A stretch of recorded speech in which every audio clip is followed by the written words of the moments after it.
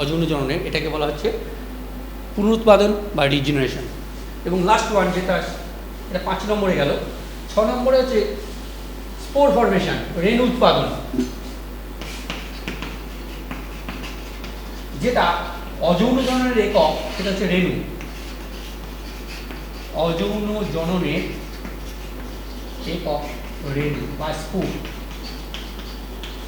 Spore formation করে ছত্রাকদের তো প্রচুর, মানে কল্পনা করা যাবে না, ম্যাক্সিমাম ফাঙ্গাস সবই এই স্পোর ফরমেশন করে। এবং কত ধরনের যে রেণু আছে লিস্ট মুখস্থ রাখতে গেলে একটু ভালো বেগ পেতে হয়। তাই সেই কীভাবে হয় রেণু, আমি একটু সিম্পলভাবে দেখাই। তোমার এখানে অনেক হাইফি থাকে, একটা হাইফি আছে, সেখান থেকে একটা স্পোর বেরিয়েছে, স্পোর তৈরি হয়েছে।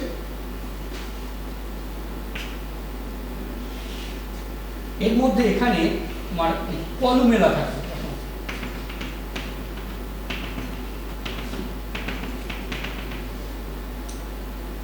এখানে স্পোরগুলো তৈরি হয়।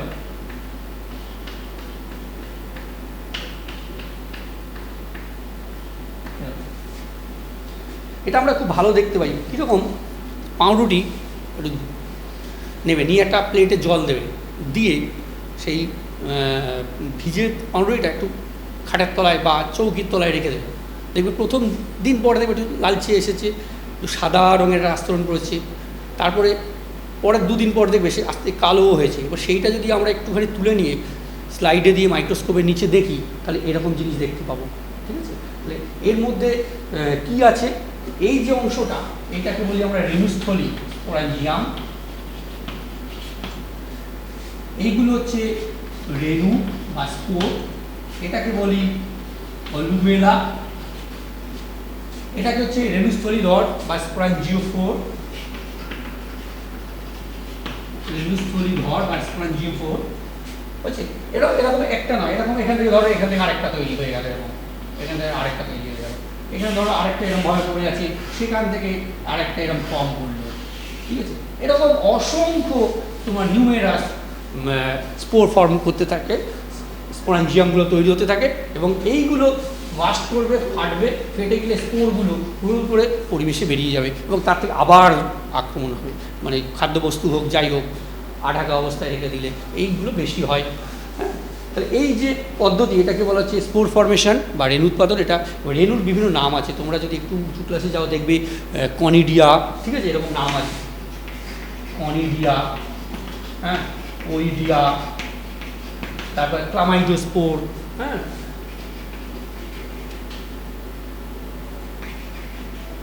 মাইক্রোস্পোর, এরকম বিভিন্ন সব নাম আছে।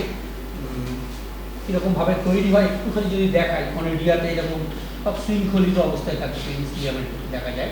হ্যাঁ, এরকমভাবে মাথায় অসংখ্য এরকম কনিডিয়া তৈরি হবে, এরকম। ঠিক আছে, এরকম ওইডিয়ার ক্ষেত্রে এরকম আলাদা টুকরো টুকরো হয়ে যায়। তো এগুলো প্রত্যেকটা স্পোর ফরমেশন হচ্ছে, স্পোরগুলোর নাম একটু দু একটা জানতে পারলে খুব ভালো লাগবে। আচ্ছা, এবারে আমরা এই রেণুর যদি একটুখানি বলি, রেণুটা হচ্ছে সাধারণত আমরা চলরেণু বলি, মানে জু স্পোর। জু মানে হচ্ছে তোমার প্রাণী, সে চলাফেরা করে, মানে লাফিয়ে লাফিয়ে চলে প্রাণীটা, জু স্পোর বা চলরেণু। আর অচল রেণু বা অ্যাপ্লানোস্পোর, ঠিক আছে। জু স্পোর কি, অ্যাপ্লানোস্পোর কি, অচল রেণু, এই রেণুগুলো চলাচল করতে পারে না, ফ্লাজেলা এই ধরনের জিনিস থাকে না, এদের ফ্লাজেলা থাকে, যার জন্য একটু চলাচল করতে পারে। আচ্ছা, এবারে হোমোস্পোর আছে, যদি রেণুগুলো একই রকম হয় তখন হোমোস্পোর বলা হয়, ভিন্ন হলে হেটেরোস্পোর। বিভিন্ন ধরনের ভাগ আছে, এটা আরও বিশদে তোমরা পরবর্তীকালে জানতে পারবে। তো এই গেল আমাদের অযৌন জনন পদ্ধতি, বিভিন্ন ধরনের অযৌন জনন। এবং অযৌন জনন পদ্ধতির সুবিধা একটু বলি। সুবিধা হচ্ছে, যেহেতু একটা জীব লাগছে, দুটো জীব লাগছে না, ফলে একটা জীব থেকে তুমি বহু সংখ্যক জীব তৈরি করতে পারবে, কম সময়ে বেশি সংখ্যক জীব তৈরি করতে পারবে। এর জন্য কোনো সময় নেই, প্রতিকূল পরিবেশ একটু বা এরকম কোনো ফ্যাক্টর কিছু নেই। আর অসুবিধার মধ্যে যদি একটু বলি তাহলে অসুবিধা হচ্ছে এর মধ্যে যেহেতু বাইরের বৈশিষ্ট্য মিশে যাচ্ছে না, মানে নতুন ক্রস কিছু হচ্ছে না, নতুন জীব সৃষ্টির সম্ভাবনা থাকে না, পরিবেশ একটু চেঞ্জেস হলে এগুলো আবার সব হুড় করে মরে যায়, নষ্ট হয়ে যায়, ধ্বংস হয়ে যায়। তাহলে এগুলো হচ্ছে সুবিধা অসুবিধা, একটু দেখে নিলেই হবে। ঠিক আছে, আচ্ছা আর করা যাবে 4টে?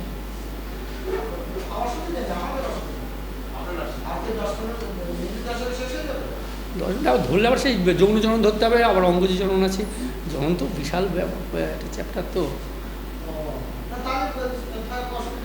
যদি তাহলে একটু যৌন জননটা করিয়ে দিই, তাহলে একটু যৌন জননটা করিয়ে দিয়ে তাহলে পরের দিন আমি অঙ্গজি জননটা ধরবো। ঠিক আছে, অঙ্গজি জনন করলে আবার সেখানে এই মাইক্রো প্রপাগেশন টেশনগুলো সব রয়েছে, অনেকটাই। আচ্ছা, আমি এবার একটু সেক্সুয়াল রিপ্রোডাকশনে চলে যাই, যৌন জনন।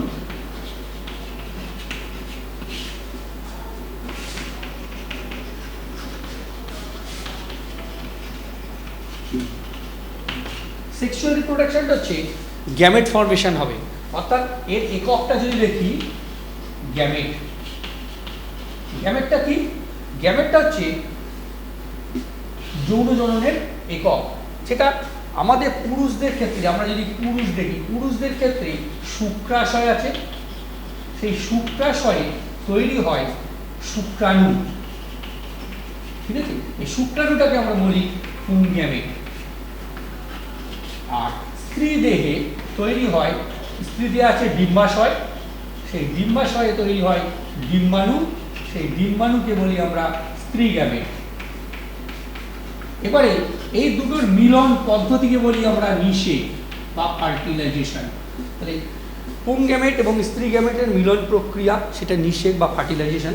নিষেকের পর যেটা একটা সেল তৈরি হয়, এগুলো হচ্ছে সব হ্যাপ্লয়েড, এটা জানবে। এন শুক্রাণু ডিম্বাণু দুই হ্যাপ্লয়েড, কিন্তু শুক্রাশয়ে যখন আমাদের যে জায়গায় ছিল সেই কোষ সেখানে 2n ছিল। আর এই প্রক্রিয়া যেটা, এই প্রক্রিয়াটাকে বলে স্পারমাটোজেনেসিস। স্পারমাটোজেনেসিস প্রক্রিয়ায় আমাদের শুক্রাশয়ে শুক্রাণু তৈরি হয়। আর এটা হয় উজেনেসিস প্রক্রিয়া, ডিম্বাণু তৈরি হয়। মনে রাখবে যে স্পারমাটোজেনেসিস প্রক্রিয়ায় শুক্রাশয়ে টেস্টিসে স্পার্ম ফর্ম করছে, শুক্রাণু তৈরি হচ্ছে, আর ডিম্বাশয়ে উজেনেসিস প্রক্রিয়া, এটা ডিটেলস প্রক্রিয়া প্রসেস, পরবর্তীকালে পড়বে এগুলো। নিষেক ফার্টিলাইজেশন হলো ওই একটা সেল তৈরি হলো, সেই সেলটা আমরা বলছি জাইগোট, এটাকে বলছি জাইগোট। তাহলে এই যে প্রক্রিয়াটা দেখো, তাহলে পুংগ্যামেট স্ত্রী গ্যামেটের মিলন হয়ে তৈরি হলো একটা কোষ জাইগোট, এই যে প্রক্রিয়া এটাকেই আমরা বলছি যৌন জনন। তাহলে যে জনন প্রক্রিয়ায় গ্যামেট দ্বয়ের মিলনের ফলে অপত্য জীব সৃষ্টি হচ্ছে তাকে আমরা বলছি যৌন জনন। এবারে একটুখানি টেনে দিই, এটা আরও পরিষ্কার হয়ে যাবে। জাইগোট আবার এবারে মাইটোসিস সেল ডিভিশন হবে, সেখানে 2টো সেল, 4টে সেল, 8টা সেল, 16টা সেল, দেখতে মরুলা মানে তুত ফলের মতো দেখতে লাগে, মোরা স্যালভা, সেই তুত ফলের মতো লাগে, সেই জন্য নাম হয়েছে মরুলা দশা। মানে 16টা, তারপর 32টা, 64টা, 128টা এইভাবে চলবে। এবারে মরুলার পর দশা হচ্ছে ব্লাস্টুলা দশা। এগুলো নামগুলো একটু মনে রাখবে, কারণ এটা তোমাদের যখন বৃদ্ধি পড়বে, বৃদ্ধি এবং ডেভেলপমেন্ট, সেই ডেভেলপমেন্টের এটা কাজে লাগবে। বিকাশ চ্যাপ্টারে, বিকাশের মাথায় জাইগোটটা ছিল 2n, এগুলো সব 2n, মরুলার প্রত্যেকটা সেল 2n, ব্লাস্টুলার প্রত্যেকটা সেল 2n। এবার গ্যাস্টুলা, তারপরে তৈরি হচ্ছে ভ্রূণের পর শিশু প্রাণী। ঠিক আছে, তাহলে এই যে প্রক্রিয়ার মাধ্যমে একটা শিশু জীব সৃষ্টি হলো, তাহলে এটা আমি প্রাণীদের ক্ষেত্রে দেখালাম। তাই এই যে ঘটনা, এটা হচ্ছে যৌন জননের ফলেই তৈরি হলো। তাহলে একটা জীব সৃষ্টি হওয়া, পুংগ্যামেট স্ত্রী গ্যামেট না তৈরি হলে, শুক্রাণু ডিম্বাণু না তৈরি হলে, তাদের মধ্যে নিষেক যদি ফার্টিলাইজেশন না ঘটে, তাহলে তোমার এই জীবটা তৈরি হবে না। এই প্রক্রিয়াটা বলা হচ্ছে যৌন জনন। বিশাল পদ্ধতি, একটা যৌন জনন পদ্ধতি, সেক্সুয়াল রিপ্রোডাকশন। আমরা এখানে একটু সংক্ষেপে পড়বো, দেখবো তোমাদের সিলেবাসে যেটুকু আছে সেইটুকুই আমি দেবো, চেষ্টা করবো। হয়েছে, অসুবিধা নেই। এবারে আমরা যৌন জননের বৈশিষ্ট্য যদি একটুখানি বলি, বৈশিষ্ট্যের মধ্যে এখানে 2টো জীব লাগবে, একটা পুরুষ একটা স্ত্রী, 2টো জীব লাগবে, না হলে 2টো ছাড়া হবে না। তাদের মধ্যে গ্যামেট ফর্মেট করতে হবে, তারা মধ্যে জাইগোট তৈরি হতে হবে ইত্যাদি। এই যে ঘটনাটা দেখলে এই পরপর ধাপে ধাপে যেতে হবে। এবারে এই প্রকারভেদ দেখো, প্রকারভেদকে আমরা দুটো ভাগে ভাগ করতে পারি। এক হচ্ছে সিনগ্যামি আর দুই হচ্ছে সংযুক্তি বা কনজুগেশন। সংযুক্তি বা কনজুগেশন বা সংশ্লেষও বলা হয়, অনেক সময় সংশ্লেষও বলা হয়। আর সিনগ্যামি, এই সিনগ্যামিকে আমরা তিনটে ভাগে ভাগ করতে পারি। এক হচ্ছে আইসোগ্যামি, দুই অ্যানাইসোগ্যামি, তিন উগ্যামি। আইসোগ্যামিটা একটু ইংরেজি শব্দটা লেখো, ISOGAMY, আইসো। আইসো মিনস গ্রিক ওয়ার্ড থেকে আসছে সম মানে ইকুয়াল। আর গ্যামোস এটা হচ্ছে আইসো, ISO, আইসো মিনস সম। আর গ্যামোস GAMOUS, গ্যামোস মানে হচ্ছে ম্যারেজ, RRIAGE, ম্যারেজ। ঠিক আছে, সম বা ইকুয়াল। সম ধরনের গ্যামেটের মিলন হলে তখন তাকে বলছি আমরা আইসোগ্যামি। অ্যানাইসোগ্যামি অ্যানাইসোগ্যামি AN মানে হচ্ছে অ্যান মিনস হচ্ছে উইদাউট, ছাড়া। আইসো ভেঙে পড়ো, সবসময় ভাঙতে হবে, বায়োলজিক্যাল শব্দ ভেঙে ভেঙে পড়তে হবে। আইসো মিনস হচ্ছে সম। আর গ্যামোস, গ্যামোস মানে হচ্ছে মিলন, ম্যারেজ মানে হচ্ছে মিলন, মিলন। আর উগ্যামিটা UN মানে হচ্ছে তোমার এগ, আর গ্যামোস মিনস ওই মিলন। তাহলে দুটো এগের মিলন হলে তখন সেটাকে বলছে উগ্যামি। আচ্ছা, এবারে আমরা এইগুলোর একটু ছবি একটু দেখে নিই কীরকমভাবে হয় আইসোগ্যামি, অ্যানাইসোগ্যামি, উগ্যামিটা। অর্থাৎ এই তিনটে একসঙ্গে আমরা সিনগ্যামি বলি। সিনগ্যামিতে কী হয়, পুংগ্যামেট এবং স্ত্রী গ্যামেট দুটোর মিলন স্থায়ীভাবে ঘটবে এবং সম্পূর্ণভাবে ঘটবে। সম্পূর্ণ এবং স্থায়ীভাবে ঘটলে তখন তাকে আমরা সিনগ্যামি বলি। আর সিনগ্যামির মধ্যে যদি গ্যামেট দুটো অঙ্গ সংস্থানগতভাবে একই রকমের হয় তখন সেগুলোকে বলে আইসোগ্যামি। দুটো আলাদা রকমের হলে তখন অ্যানাইসোগ্যামি। এটাও ঠিক একই রকম, দুটো আলাদা কিন্তু অ্যানাইসোগ্যামি। কিন্তু এদের দুটোর মধ্যে অ্যানাইসোগ্যামি এক ধরনের, উগ্যামিটা এক ধরনের অ্যানাইসোগ্যামি, কিন্তু তফাৎ হচ্ছে এইটা তোমার দেহের বাইরে ঘটবে, এটা দেহের ভিতরে ঘটবে। একটুখানি দেখাই। আইসোগ্যামিতে কি হয়, নিউক্লিয়াস আছে, একটা কোষ আছে, কোষের মধ্যে এরকম ধর ক্লামাইডোন আছে আমি বলি, বা অন্যান্য কিছু এতে এরকম একটা রেণুর মতো তৈরি হলো। এখানে একটা গ্যামেট তৈরি হয়েছে, এটা একটা গ্যামেট, দুটো গ্যামেট হয়েছে একই রকম দেখতে, দুটোর মধ্যে মিলন হচ্ছে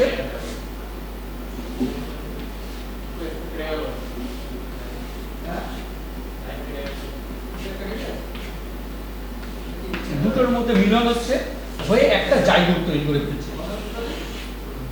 তাহলে এই ধরনের যৌনজন পদ্ধতিকে বলছি। ঠিক আছে,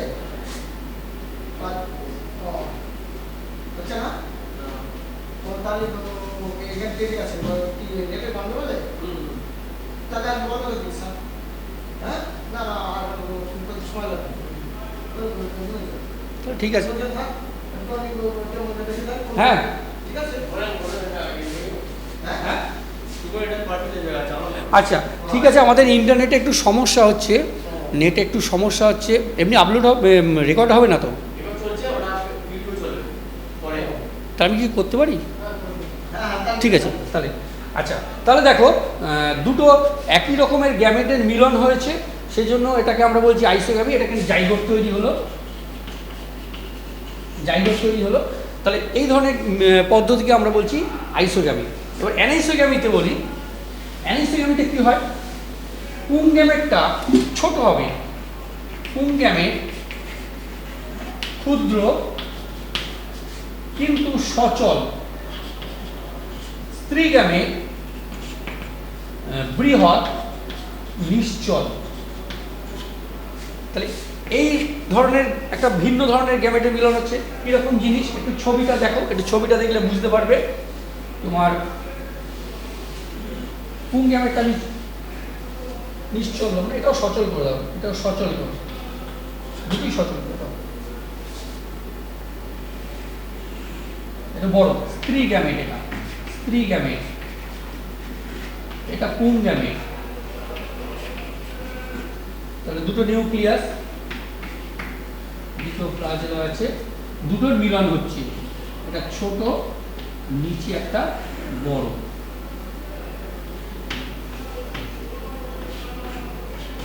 দিয়ে পরের ধাপে তোমার জাইগোট তৈরি হয়ে যাবে, জাইগোট তৈরি হবে। এই ধরনের জনন পদ্ধতিকে আমরা বলছি অ্যানাইসোগ্যামি। আর উগ্যামিটা ঠিক একই রকম হবে, কিন্তু এই মিলনটা হবে জলে বা পরিবেশে, দেহের বাইরে ঘটবে। এই জন্য এই ধরনের সিনগ্যামিকে আমরা বলছি অ্যানাইসোগ্যামি। আর তোমার উগ্যামিটাও একই রকম অ্যানাইসোগ্যামি, পুংগ্যামেট ক্ষুদ্র, সচল, স্ত্রীগ্যামিট বৃহৎ কিন্তু নিশ্চল। পুংগ্যামেটটা সচল, পুং হচ্ছে সচল ক্ষুদ্র, আর স্ত্রী নিশ্চল কিন্তু বৃহৎ। তাহলে বড় হলে সে চলাচল করতে পারবে, নড়াচড়া করতে পারবে না। তাহলে কীরকম হলো? আমাদের মানুষের ক্ষেত্রে বলি, একটা ডিম্বাণু আছে, এর মধ্যে নিউক্লিয়াস আছে, এবার স্পার্ম এখান থেকে চলে এলো, শুক্রাণু চলে এলো। তাহলে এই ল্যাজ আছে, ল্যাজের সাহায্যে সুইম করবে, ব্যাঙাচির মতো সুইম করে করে করে ওয়ের কাছে চলে এলো। তাহলে এর মধ্যে পেনিট্রেট করবে, প্রবেশ করবে, করে তখন কি হবে? একটা জাইগোট ফর্ম করবে। হ্যাঁ, এটা হ্যাপ্লয়েড, এটাও হ্যাপ্লয়েড, এইটা 2n জাইগোট তৈরি হলো, যেটা হচ্ছে diploid zygote, 2n diploid sell তৈরি হয়েছে। তাহলে আমরা এই যে পদ্ধতিগুলো দেখলাম সবই কিন্তু সিনগ্যামির মধ্যে। এবারে আমরা সংযুক্তিটা একটুখানি যদি দেখে নিই, কনজুগেশনটা।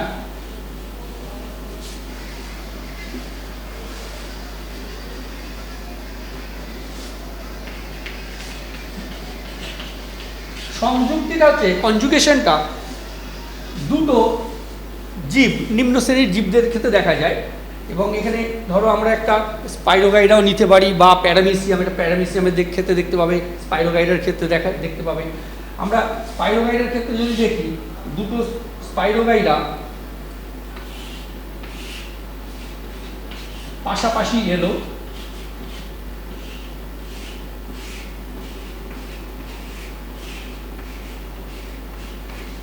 এদের মধ্যে যে জেনেটিক ম্যাটেরিয়ালসটা আছে, সেই তোমার ক্লোরোপ্লাস্ট আছে, ডিএনএ আছে, এদের মধ্যে একটা সংযুক্তকারী নালী তৈরি হবে, কনজুগেন্ট টিউব তৈরি হবে। এইটাকে বলা হয় সংযুক্তি নালী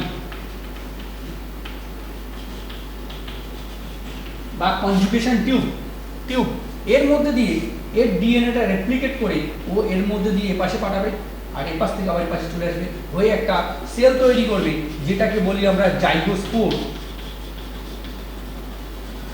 এইভাবে এটা জনন করলে তখন সেটাকে আমরা বলছি তোমার সংযুক্তি বা কনজুগেশন। এবারে আমরা চলে যাচ্ছি গ্যামেটের উৎস অনুযায়ী। একটুখানি একটা বলে দেই, গ্যামেটের উৎস অনুযায়ী এটাকে আমরা আবার দুভাগে ভাগ করতে পারি। গ্যামেটের উৎস অনুযায়ী এক হচ্ছে এক্সোগ্যামি, আর দুই হচ্ছে এন্ডোগ্যামি। এক্সোগ্যামি হচ্ছে দুটো দেহে তৈরি হবে, দুটো দেহ, একটা মেল পুং, আর একটা স্ত্রী। পুরুষ দেহে শুক্রাণু, এখান থেকে তৈরি হলো শুক্রাণু, এখানে তৈরি হলো ডিম্বাণু, দুটো মিলন হলো। তাহলে দুটো আলাদা আলাদা জীব দেহে তৈরি হলো, দুটোর মিলন হলো, জাইগোট হলো, হয়ে জীব সৃষ্টি হলো। তাহলে এই যে প্রক্রিয়া, এই যে দেহের মিলনটা দুটো আলাদা দেহের মধ্যে তৈরি হয়ে গ্যামেট তৈরি হয়ে আসছে, এটাকে বলছে এক্সোগ্যামিট। আর এন্ডোগ্যামিটা হচ্ছে যখন একই দেহে তৈরি হবে, একই দেহে, মানে এটা একলিঙ্গদের ক্ষেত্রে দেখা যাবে। তো তুমি একলিঙ্গ মানুষ টানুষদের ক্ষেত্রে দেখা যাবে ব্যাং। আর এন্ডোগ্যামিট হচ্ছে একই দেহে তৈরি হবে, এটা হচ্ছে একই জীবদেহে গ্যামেট তৈরি হবে, গ্যামেট উৎপন্ন হবে, ভিতরে তৈরি হবে। এবং সেখানে কোন ধরনের গ্যামেট? দুটোই তৈরি হচ্ছে, পুঙ্গ তৈরি হচ্ছে আবার স্ত্রীও তৈরি হচ্ছে। অর্থাৎ এটা কাদের দিয়ে দেখা যায়? উভলিঙ্গ, যারা উভলিঙ্গদের ক্ষেত্রে এই ধরনের জিনিসটা আমরা দেখতে পাই। কীরকম? ফিতাকৃমি। তাহলে ফিতাকৃমিতে কিন্তু আমরা এই ধরনের এন্ডোগ্যামিটা দেখতে পাই। এবারে আমরা যদি যৌনজননের গুরুত্ব দেখি, তাহলে যৌনজননের গুরুত্বটা আমরা বলতে পারি যে যৌনজনন উন্নত জীব দিয়ে ঘটছে, ফলে এখান থেকে নতুন জীব সৃষ্টি হচ্ছে, নতুন বৈশিষ্ট্যযুক্ত জীব সৃষ্টি হবে, পরিবর্তিত পরিবেশে সে মানিয়ে নিতে পারবে, খাপ খাইয়ে নিতে পারবে। এবং ক্যারেক্টার্সের দিক দিয়ে যদি দেখি তাহলে সে তো অবশ্যই অনেক অ্যাডভান্স, অনেক উন্নত হবে। এর মধ্যে ভেরিয়েশন হবে, ভেদ হবে, প্রকরণ হবে, মিউটেশন ঘটবে, সব কিছু এই যৌনজননের মাধ্যমে দেখা যায়। আর কি এখান থেকে তোমাকে একটা পার্থক্য দিতে পারে, সেটা আগে আমরা পড়লাম যে অযৌন জনন, আরেকক্ষুনি দেখলাম যৌন জনন। তাহলে অযৌন জনন ও যৌন জননের মধ্যে পার্থক্য দিতে পারে, তাহলে পার্থক্য আকারে দিতে পারে অযৌন জনন, আসেক্সুয়াল রিপ্রোডাকশন এবং সেক্সুয়াল রিপ্রোডাকশনের মধ্যে পার্থক্য অনেক সময় পয়েন্টও বলে দিতে পারে।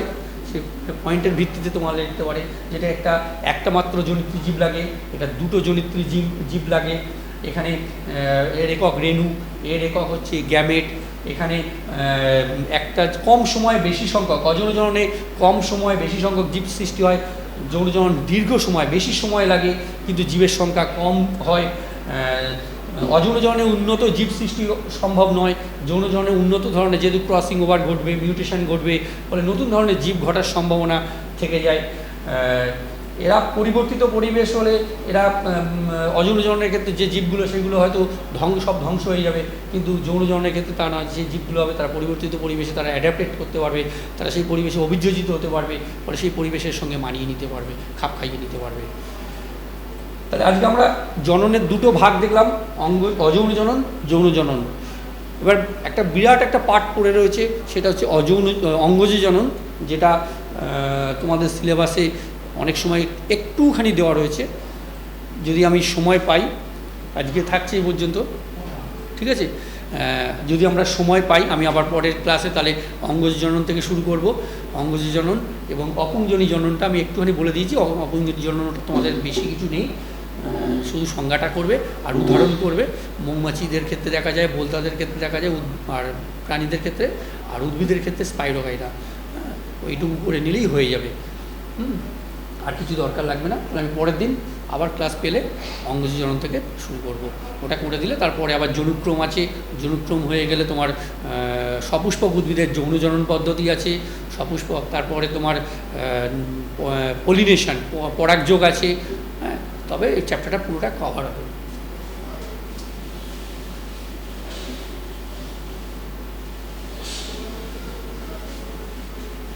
তাহলে ঠিক আছে।